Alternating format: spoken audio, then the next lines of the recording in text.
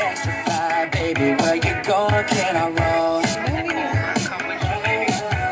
Living beach life, feeling right. You're the hottest, everybody knows. Burning up, burning up.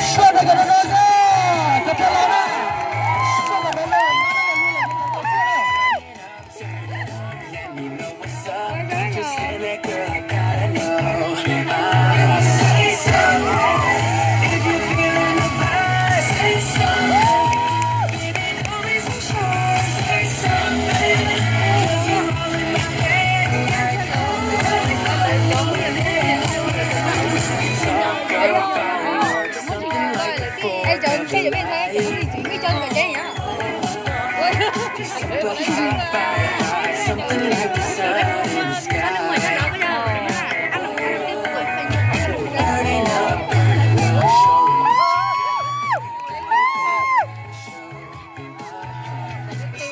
up, let me know what's up.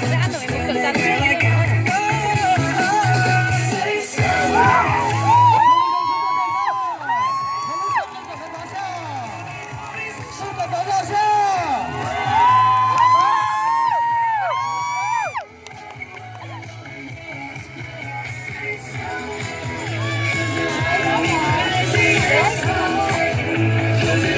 Ban đầu cho tốt giới thiệu cho bà chị có thể vừa vừa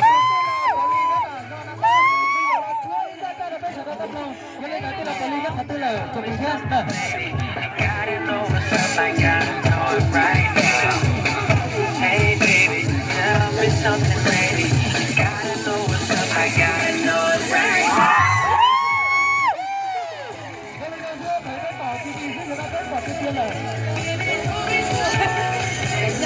Đây đó giờ, giờ đấy chị chơi à.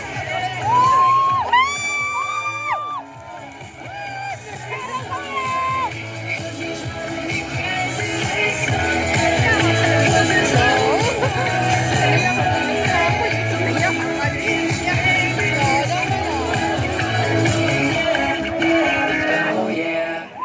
Ồ, chả Tiếng ta còn rồi. rất chỉ là thế này nên sớm mai tiền là yêu so nó bán là cũng vừa mà lại thấy nè Trông nhau à. Không nghe đây. Đây mà con cho hai tiền tiền đây nào. là coi lên lên lên lên lên lên lên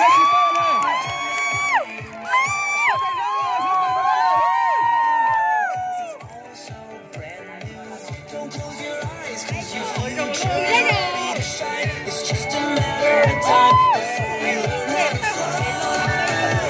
Welcome to the rhythm of the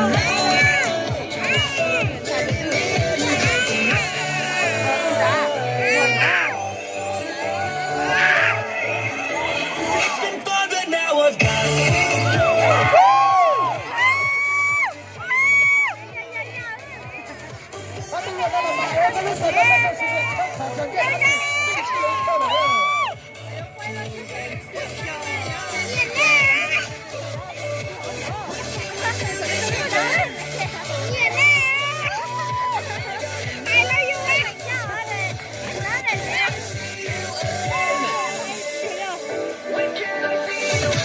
Join at the hip, yeah, your sidekick needs you. Life is a trip, and the road map leads you. Let the mountains